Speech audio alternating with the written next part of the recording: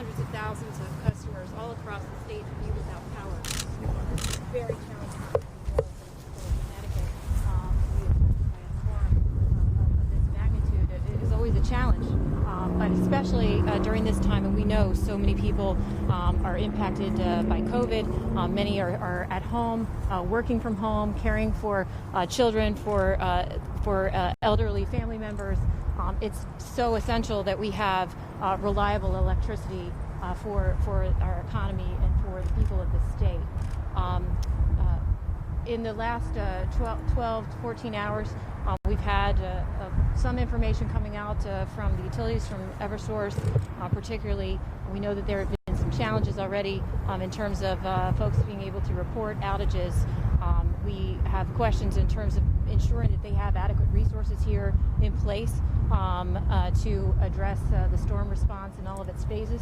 And most importantly, that they're providing a straightforward accounting and direct communication with the people of Connecticut about how the utility is conducting this emergency response and this restoration. So that's why we're here today. That's why the governor has come to Eversource and convened everyone here today to be able to get those kinds of answers from the utility. So I will turn it over to the governor. Where's he? Yeah, thanks, Katie. I have a little experience with outages. I come out of a utility-like business called cable TV. Only our outage just impacted back then video, now it's communications as well. And this is electricity. This is life-giving to people. This is people who can't survive in many cases without it. This is seniors who maybe are at home. This is, I'm trying to get people to work from home as best I can. I don't want them going into a business. And now we have 700,000 of them without power. So, first thing I felt strongly about as we were there talking, Greg and Jim and the team, is I want them to feel the sense of urgency that we felt when there's an outage. I want to make sure that we put every person we can on the table to make sure we're taking care of this. I don't want any excuses, and we're going to do some assessment. We'll have to figure things out over the next few days. To Eversource's credit, we've got already 200,000 people back up, and that's not good enough for me because I know how this impacts people. So that's the first thing I urge is find people wherever you can and get them here. Why weren't they pre-positioned 5 days ago? We'll have plenty of time to analyze that later. Right now, I've got a house on fire, so to speak, and I need the fire department there fully staffed, fully peopled, so we're ready to go and take care of that. And then more broadly, working with Marissa and Pura, we're going to see what we've learned over the last 10 years, what we've learned since Sandy, what we've learned as we tried to modernize and harden, if you will, our grid situation. And we put, and Eversource has put, hundreds of millions of dollars in terms of redundancy, hundreds of millions of dollars in terms of remote status monitoring, doing a lot of the things that I would have hoped limited the scale of the damage. But 10 years later, this is one of the worst outages we've ever had. And to be blunt, I don't see much progress made for all the investments we made in terms of hardening, strengthening, and modernizing our grid. And we'll have a chance to take a look at that as time goes on. But in the meantime, I just urge Eversource, I urge United, make sure we have the people in place. We've got the emergency order out there now. We've activated the Connecticut Guard. We'll be there doing everything we can to clear trees, clear roads, with their help in terms of getting those hot wires out of place so we can start repair. Right now, it's been safety predominantly this first day. We've got to get this state up and operating again with a working electric system, and I want that done overwhelmingly by the end of this weekend. I'm going to try and hold people accountable as best I can. Governor, earlier we heard from some elected leaders, senators, town managers for selecting upset and share some of those concerns. One of the issues that they raised, that there were people having difficulty even making phone calls, the automated system was broken. And the other thing is that they do have crews, but many of them come from out of state. And they feel that Connecticut would be better served with local crews and local workers. Yeah, but we have a statewide outage, and there's not enough local crews to do the job. I'm saying bring them down from New Hampshire, bring them down from Vermont, bring them down from Canada. I think Jim said we're probably going to double the number of crews within 24 hours or soon thereafter. And I have said don't stop there. There's a lot of parts of this country, the Midwest, that weren't hit, by this nature, this hit the way we were. Get those people here as well. I can tell you when it comes to linemen, when it comes to electrical, when it comes to tree work, we need those folks in state and out of state. Did you hear anything today that encouraged you that things are going to get better, or is it much of the same? No, I'm not going to say that. It's only day one. But I am from the Show Me State, and I want to see the good words in there turned into action. I think we'll be able to test the results very soon. Governor, your line crews have gone down every year for 10 years. Wouldn't it be better to have your line crews here? Fine, you can get the people from Pennsylvania, you can get them from Ohio, you can get them from Michigan. It's going to take 2 days to get in here. You have to organize them, you have to get them going, and you have to set them up with somebody who knows the area. They don't know Connecticut. So you want to get it done by the weekend. But wouldn't it be better to have line crews here, line crews that know the state, line crews that know how to get around, and not rely on crews? Well, I'll let Eversource answer that question. But look, you don't want to have full-time staff for the very worst type of outages like we have all the time in real time here. That's not the way anybody can do it. What you want to have is pre-positioning as best you can, be able to bring those people out in like the fire brigade on very short notice to get that done. The first 12 hours, we're doing a lot of clearing. We're clearing the roads, taking those unsafe wires out. I need the people in place now, or certainly within 24 hours to start repairs. But if they lived here, wouldn't they be in place? That's like saying we need the fire department, but we don't need them all the time. Look, if you want to keep triple the staff here all the time, would that be better? Sure. I think it's reasonable to say, let's make sure we have enough people to take care of what we got to take care of, but make sure within 24 hours we can bring in the reinforcements. And it's been 24 hours. Yeah, why don't you take that? Sure. Hi, good afternoon. My name is Craig Ahlstrom.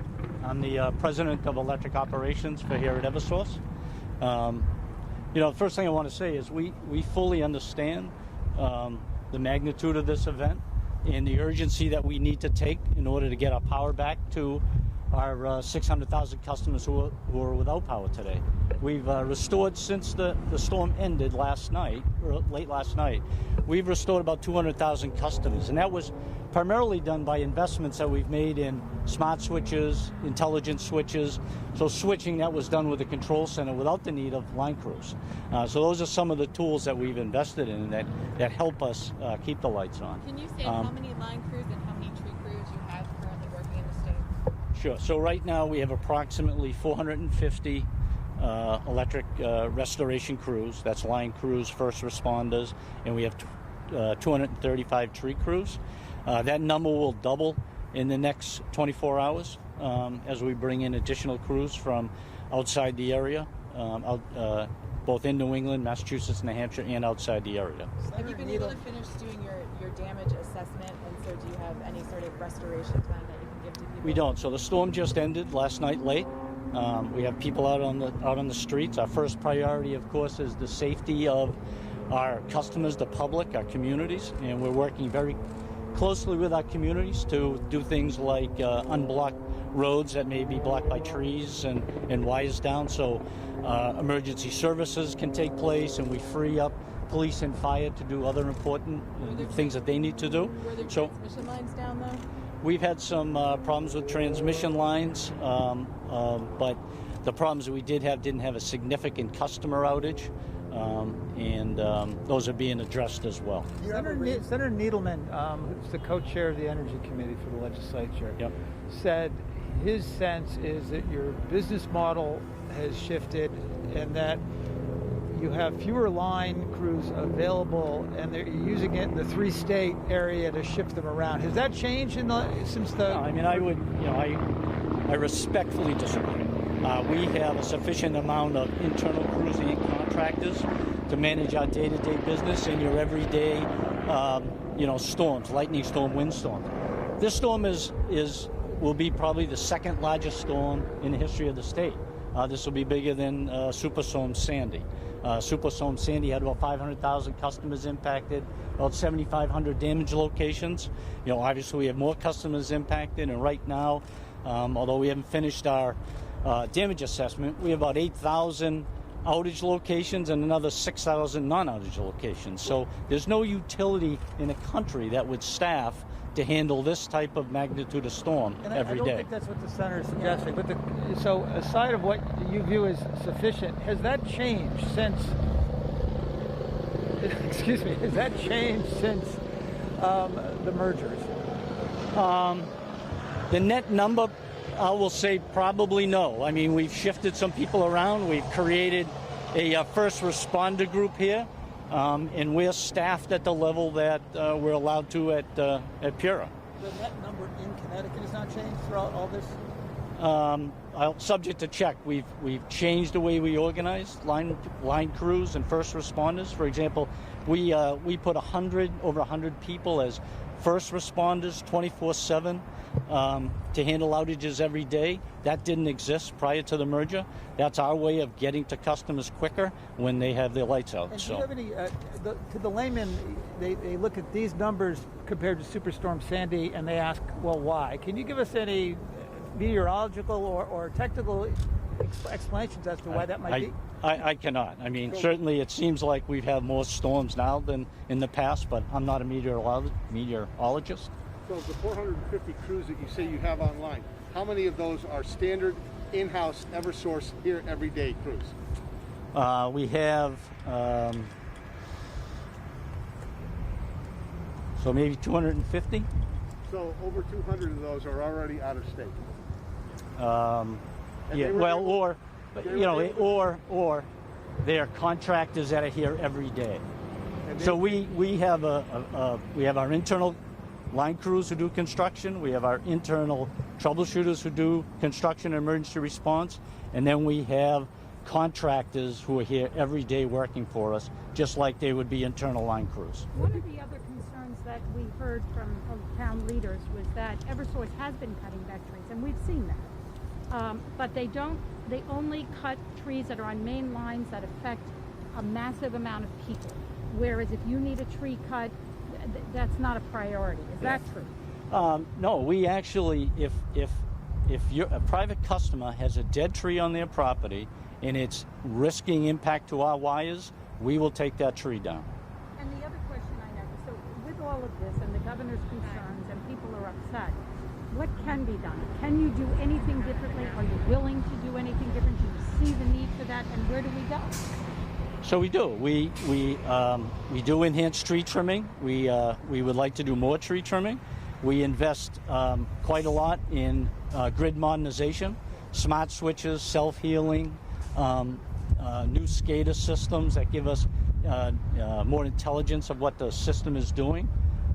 So we have invested significantly in the system, and I believe if you look back several years, you'll see our reliability has actually increased, last year being the best year ever for Connecticut reliability performance. And before the storm, were some Connecticut assets sent out of state in anticipation of damage elsewhere? Was everybody here? Was everybody ready to go? Yep, we started planning for this event on Thursday. And again, we're in a pandemic. So, we have a very well-defined, drilled, and organized response plan.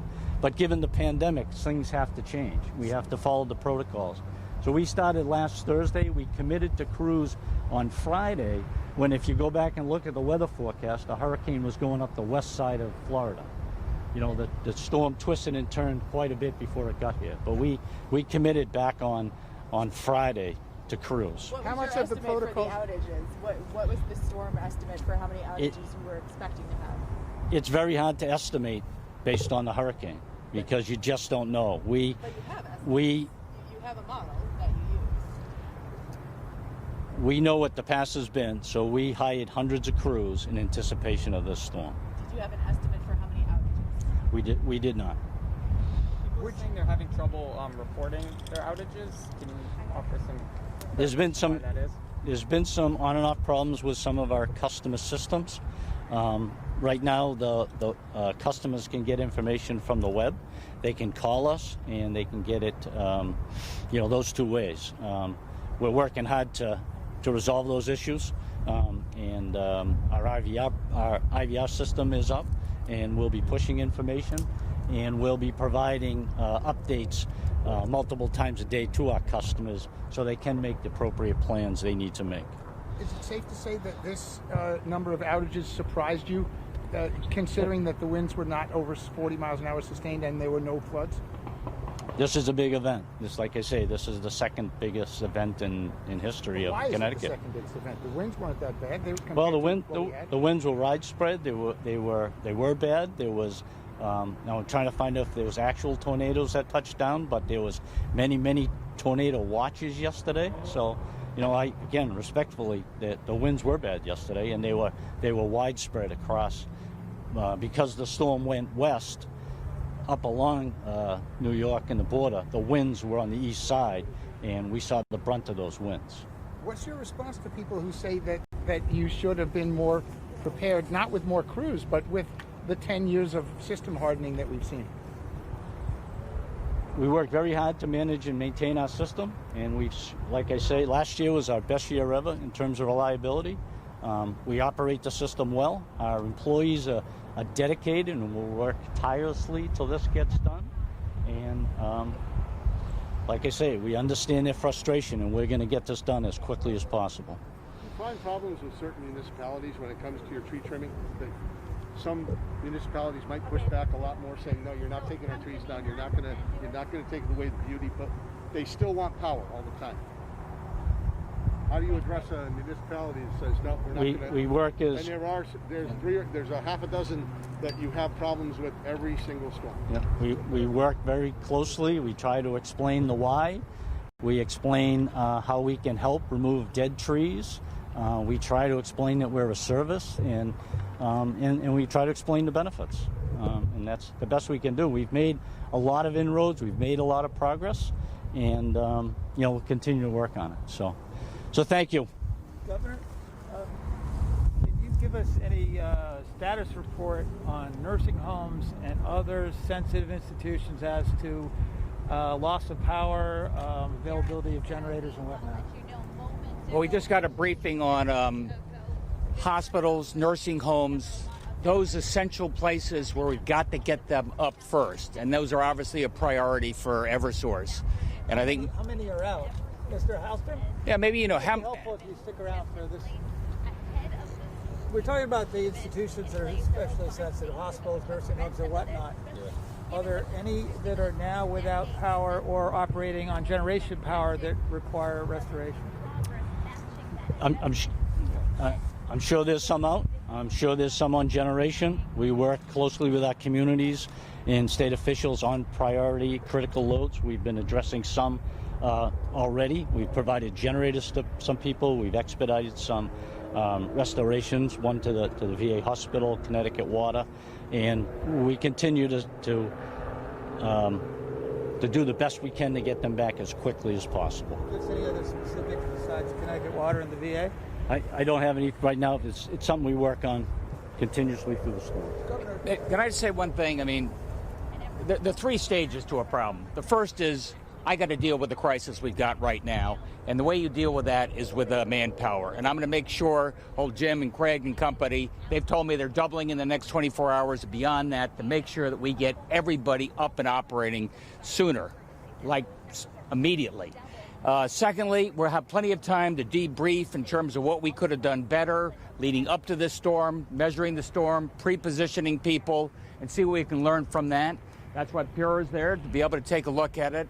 And thirdly, what was the result of all the investments we've made in the grid over the last 10 years? Did they pay off? Did we make the right investments? And how can we see what bang for the buck the ratepayers got? Those are the three things. First one out, let's put this fire out and bring in the cavalry. Thanks, everybody. Governor, do you have any specifics, though, on those institutions? Any part of your briefing from your own EOC? I mean, they track that kind of thing. If there's a nursing home that's... They did. They had in there a list of all those priority essential places like the VA hospital, like the port in New Haven we talked about earlier. Those places where you have to get there immediately. Those that are on backup power, and that only lasts for another 48 hours. Okay. And how about cell towers? Was there any update on that? Because they generally have emergency power for a certain period. Katie, feel free to jump in. All I know is my cell service stinks right now, and I think a lot of that is related to some of the towers don't have the backup power. Can you help me with that? They have, a lot of them are running on backup generation, and so that's why we need to ensure that the utility is prioritizing being able to reconnect them to commercial power as soon as possible, so that we don't have both an electric challenge and a communications challenge at the same time. And were you generally satisfied with the briefing you got and the response you're hearing so far? No, I want to hear a lot more urgency. And who was in there representing them in addition to Mr. Hallstrom? Jim Judge, the CEO. Yes. But he declined to come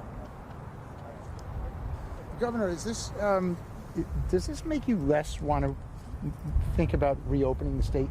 When you have this crisis and you see what happens, does it affect that in any way you're thinking? Because today was going to be the day around tomorrow when you were going to talk about phase 3. We're not thinking about that. We've got another crisis. Does this make you less want to go ahead and let's think about reopening? No.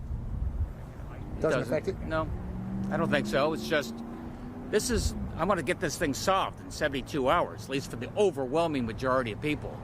COVID is a different item on the plate. It's a busy plate. Thanks, everyone. Thanks. Thanks, Governor.